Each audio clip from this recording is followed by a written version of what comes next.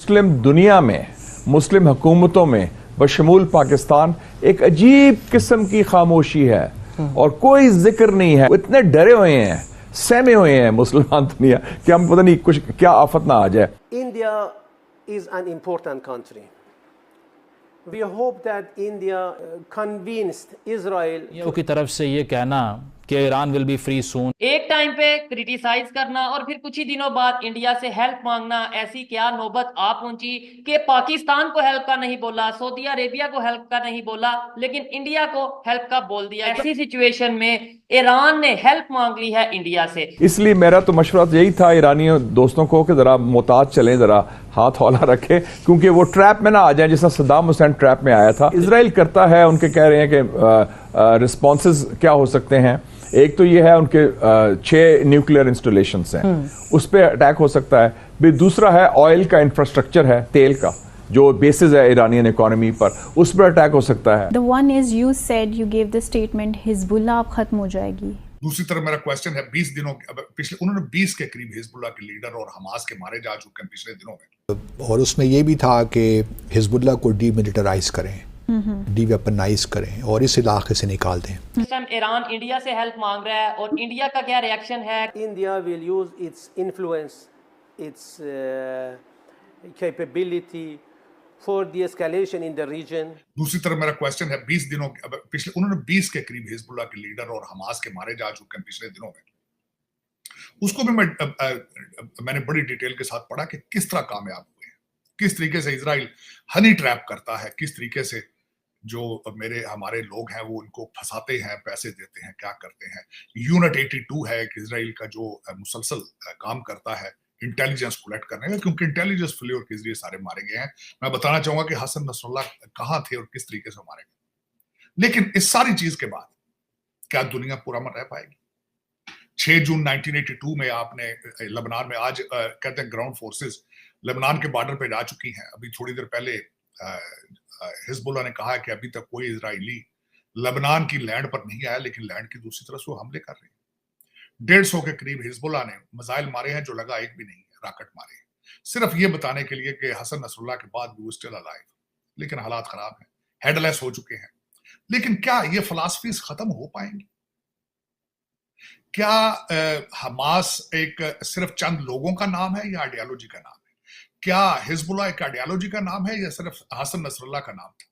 Hasan Nasrallah के मर जाने के बाद क्या खत्म हो जाएगा? पाकिस्तान के अंदर जुलूस निकल रहे हैं, बल्कि मैं यहां पे बताना चाहूँ कश्मीर के अंदर, इंडियन कश्मीर के अंदर जुलूस निकले। महबूबा मुफ्ती ने वहां पे अपनी हसन नसरुल्लाह के मरने के बाद अपनी इलेक्शन कैंपेन को उन्होंने रोक दिया था। उनकी बच्ची का नाम इल्तिजा मुफ्ती है। उन्होंने बड़ी एक जज्बाती तकरीर की। 10% शिया इंडियन कश्मीर के अंदर है, और बल्कि वो तो 10% है, लेकिन उनके साथ सॉलिडारिटी है उनकी। लेकिन आप ये सारा कुछ कर पाएंगे? और फिर मैं ये भी बताना चाहूंगा कि आज आपके पेजर के जरिए आप क्यों मर रहे हैं, आप क्यों कीड़ियों चींटियों की तरह मारे जा रहे हैं? आपकी अगर देखा जाए, मैं हैरान था इस बात पे चिमा साहब कि वो जो पेजर ऑपरेशन है वो इजराइल ने किस तरह किया है और कब से उनके ज़हन में था। और फिर आज मैं ये भी बताना चाहूंगा, हसन नसरुल्लाह कहते हैं कि वो इतना सीक्रेटिव था कि वो उसकी कभी लाइव स्पीच नहीं रिकॉर्ड करके जाती थी। फिर बंकर में था हुआ था जहां से मारे, बंकर से मारे। He was fluent in Persian because क्योंकि ईरान के अंदर उसने बहुत टाइम गुजारा, लेकिन इंटेलिजेंस फेल्योर, किसी ने बेचा उसको। ईरान के अंदर जब मारा गया था लीडर हमास का, उसको भी बेचा गया। फिर 2 चीजें मैं समझता हूं, और इसके बाद आज इस वक्त इंटरनेशनल कम्युनिटी ये कह रही है, क्योंकि इन कंट्रीज में एम्बार्गो और गुर्बत की वजह से लोग बिक जाते हैं। बल्कि आज मैं थोड़ा सा आपको बताना चाहूंगा कि हालात क्या है और इनको चाहिए इस पे अब तवज्जो दें। ईरान के एक साबिक सदर ने, उन्होंने कहा कि हमने एक यूनिट बनाया था कि आप ईरान के अंदर इजराइल के जो उनको हमारे मोल होते हैं उनको पकड़ा जाए। एक यूनिट बनाया गया था। हामदी नेजाद, मैं याद आ गया, ईरान के सदर हामदी नेजाद ने यह तकरीर में कहा है कि हमने एक यूनिट बनाया था कि इजराइल के जो मोल हैं उनको पकड़ा जाए, और उनको उसका एक जो हेड था वही मोल निकला इजराइल। चीमा साहब आज डॉक्टर साहब ये क्यों बिक जाते हैं, क्यों बिक जाते नहीं, हैं उसकी इतनी वजह जल्दी? यहाँ पे जो वेस्टर्न जो लोग हैं, जो तज्जियाकार हैं, जो साइंटिस्ट हैं, वो ये समझते हैं कि वहां पे गुर्बत है और वो 50,000 से $1,00,000 तक एक आपकी उसके रिवार्ड दिया जाता है और एक इट्स अ लुक्रेटिव मनी। 50,000 से $1,00,000 तक एक टिप देना, उसकी अगर प्राइस दी जाए।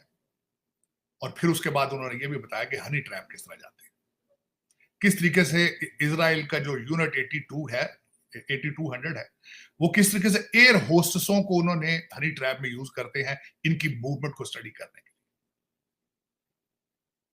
फिर किस तरीके से उन्होंने पेजर का मंसूबा बनाया था, उसमें एक सुना है नॉर्वेजियन बॉर्न इंडियन भी है, वो इंडिया में बॉर्न हुआ था लेकिन is a Norwegian citizen. Bulgaria के अंदर उसने शेल कंपनी बनाई थी और किस तरीके से उन्होंने, मैं देखिए दो चीजें मैं आज यहाँ पे आपको कंपैरिजन करके देना चाहूंगा। It's very fascinating for me. मेरे लिए बिल्कुल ये इसी तरह है जिस तरह आप एक एक्शन मूवी देख रहे हैं कि किस तरीके से they operated, how committed they are with the cause. 7 अक्टूबर को बीबी नेतन्याहू की पॉपुलैरिटी इजराइल के अंदर सिर्फ 15% आ चुकी थी। उस दिन अगर इलेक्शन होता तो उसने इलेक्शन हार जाना था। आज फिर उसकी पॉपुलैरिटी आसमान को छू रही है। आज इलेक्शन हो तो वो फिर जीत जाएगा।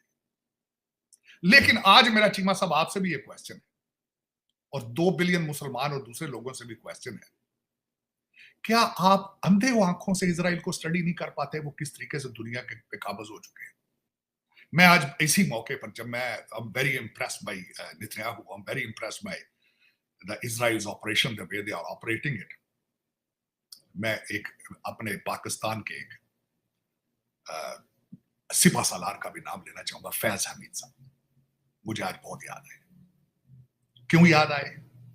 वो किसको फैंटेसाइज करते थे? पुतिन को। जय हिंद दोस्तों। तो इस वीडियो में बात हो रही है कि ईरान के जो राजनयिक हैं भारत में, डिप्लोमेट्स, उन्होंने भारत से गुहार लगाई है कि वो इजराइल को मनाए और मिडिल ईस्ट में शांति कायम करने के लिए जो अग्रेशन वो इजराइल दिखा रहा है उसे कम करे और मिडिल ईस्ट को शांति की तरफ ले जाए। इस तरह का भारत इजराइल से बात कर सकता है। हालांकि अब इसमें देखिए गलती ईरान की है, नहीं करनी चाहिए थी उंगली। जब आपको शांति चाहिए तो फिर उंगली नहीं करनी चाहिए थी, और अगर शांति नहीं चाहिए तो फिर अब डर किस बात का। अब इजराइल को आपने, स्वाभाविक सी बात है, 200 मिसाइल अटैक किया है तो अब वो तो जवाब देगा ही देगा। देखिए सीधी सी बात है, हमास ने हमला किया, हमास को पेल दिया। वो ऐसा नहीं है कि वो खुद से आके पेलता जा रहा हो। हमास ने शुरुआत की, उसने अंत किया। हिजबुल्लाह ने शुरुआत की, वो अंत कर दिया, लगभग कर ही दिया, थोड़ा बहुत मान लीजिए। अब हूती विद्रोही रह गए हैं, सो हूती विद्रोही ने भी शुरुआत की है, अब उनको भी पेलने की शुरुआत हो चुकी है और शुरुआत ईरान ने भी की है। तो मतलब ये चाहते हैं कि हमने 200 मिसाइल अटैक कर दी हैं, अब ये चाहते हैं कि अब शांति हो, इजराइल को रोका जाए। मतलब आप देखिए इनका माइंडसेट कि हम हमला कर दें तो ठीक है, अब शांति हो जानी चाहिए। अब जवाब भी तो मिलेगा ही मिलेगा। ये गांधी जी का देश नहीं है कि एक थप्पड़ किसी ने मार दिया, लो दूसरा आगे कर दिया, लगाते जा रहा है वो सामने वाला, और इधर जब तक मर नहीं जाता व्यक्ति तब तक वो गाल आगे करते जा रहा है। तो ये गांधी जी का ज़माना यहाँ चलता है भारत में कि पाकिस्तान आए दिन आतंकी हमले करता रहा था और हम मार खाते रहे थे। तो ये पहले भारत में हुआ करता था, अब भारत भी बदल रहा है। इजराइल में शुरू से ऐसा नहीं है। इजराइल का नियम है कि कोई हमारे लिए खतरा भविष्य में बनेगा, हम उसे अभी पेल देंगे, जबकि तुम तो अभी उसे खतरा पैदा कर रहे हो। अब 200 मिसाइल अटैक तुमने क्यों की? हिजबुल्लाह के समर्थन है। हिजबुल्लाह कौन है? यूएन में घोषित आतंकवादी। तो आतंकवादी के साथ खड़े होकर आप एक देश पर उसकी सॉवरेनिटी पर हमला कर रहा हो तो वो जवाब तो देगा ही देगा। अब समस्या ये हो गई कि ईरान को लग रहा है कि ये हमारे न्यूक्लियर को, हमारे जो इंफ्रास्ट्रक्चर है उसे, या जो हमारे पावर प्लांट हैं उन्हें, या जो हम दुनिया से थोड़ा बहुत ऑयल बेच के कमा पा रहे हैं, सेंसस लग रहा है लेकिन फिर भी कमा पा रहे हैं, उन्हें अगर इजराइल निशाना बनाता तो हमारी तो इकॉनमी धराशायी हो जाएगी। और जब इकॉनमी धराशायी हो जाएगी तो अंदर बवाल बढ़ेगा, गृह युद्ध के चांस होंगे। पैसा नहीं होगा तो हथियार कहाँ से लाएंगे? हथियार अब मुफ्त में कौन कब तक देगा? हथियार भी तभी तक मिलेंगे आपको जब तक आपके पास पैसा है। मुफ्त में कोई किसी को इस दुनिया में कुछ नहीं देता। रूस आपके साथ खड़ा है, चीन आपके साथ खड़ा है, बैक से खड़े हैं, खुलकर नहीं खड़े हैं। रूस थोड़ा खुलकर है, चीन थोड़ा शांत है, अंदर अंदर साथ दे रहा है, लेकिन वो भी लिमिट में दे रहे हैं। वो भी तब दे रहे हैं जब उनको कुछ फ़ायदा है आपसे। सीधी सी बात है, उनका अमेरिका दुश्मन है, इसलिए अमेरिका को काउंटर करने के लिए वो आपके साथ खड़े हैं। वो आपकी मदद, कोई दुनिया में भाईचारा नहीं होता देशों में, सब अपने अपने हित देखते हैं, तो उनके कुछ हित हैं इसलिए वो आपके साथ खड़े हैं। और अब आपको ये सोचना चाहिए कि अब आतंकवादियों के जरिए आप इजराइल को ख़त्म करना चाहते हैं तो फिर आतंकवादियों के साथ खुलकर खड़े नहीं होना चाहिए। अब आप खुलकर खड़े हो गए तो उसके परिणाम आपको भुगतने पड़ेंगे। इजराइल नहीं रुकने वाला बॉस। आपने हमला किया तो अब इजराइल तैयारी कर रहा है पलटवार की। अगर वो पलटवार नहीं करता तो उसकी तो बेइज्जती हो जाएगी। बेइज्जती तो ठीक ठाक है, बेइज्जती से तो इतना अंतर नहीं पड़ेगा, लेकिन उसे पता है कि अगर हमने पलटवार नहीं किया तो दुनिया में जितने भी इजराइल के दुश्मन हैं सभी का हौसला बुलंद हो जाएगा। अगली अभी तो 1500 उनके पेले गए हैं, अगली बार हो सकता है 2-4 लाख पेल दिए जाएँ, कोई बड़ी बात नहीं है, क्योंकि हौसला बुलंद हो जाएगा कि ईरान तो खड़ा है, ईरान मिसाइल अटैक करता है, इजराइल डर कर रह जाता है। तो भाई जवाब बहुत तीव्रता से मिलने वाला है, तो इनको अब डर लग रहा है। और जो खमेनी साहब अभी भारत को ज्ञान पेल रहे थे, अब वो अपनी लोकेशन बदल रहे हैं, क्योंकि उनको पता है कि जब हिजबुल्लाह डायरेक्ट टारगेट किया जा सकता है तो हमें भी टारगेट किया जा सकता है। अब इन्होंने हमला क्यों किया? हमला इसलिए किया कि जो लोग इनके कट्टर समर्थक ईरान में हैं वो कह रहे हैं कि आप कभी करोगे जिहाद, बातें इतनी बड़ी बड़ी करते हो। हिजबुल्लाह पूरी तरह से समाप्त कर दिया, हमास को पूरी तरह से हिजबुल्लाह को समाप्त कर दिया, हूतीस भी समाप्त होने के किनारे पर है, तो करोगे कब? तो इस चक्कर में इन्होंने 200 मिसाइल दागी, और मिसाइल दागने के बाद आप इनका प्रोपोगेंडा देखिए। जो रियल इमेज हैं उन्हें एडिटिंग कर कर उनको एआई की मदद से ऐसा बताया जा रहा है जैसे इजराइल में लाशें ही लाशें बिछ गई। जो भी इनके समर्थक हैं उन्हें सोशल मीडिया पर देखिए, वो यही कह रहा है लाशें बिछ गई वहाँ तो, क्योंकि इनको बताया यही गया कि भाई वहाँ तो लाशें बिछ चुकी हैं। अब जब लाशें बिछ चुकी है तो इजराइल में बहुत नुकसान हो गया, और ये इजराइल भी चाहता है, इजराइल चाहता है कि ऐसा दुनिया देखे। वो खुद खोलकर आकर कराएं कि हमने काउंटर कर लिया, लेकिन वो चाहते हैं कि सब देखे, क्योंकि पलटवार उतना ही भयानक होने वाला है और ईरान छुपाएगा उसे।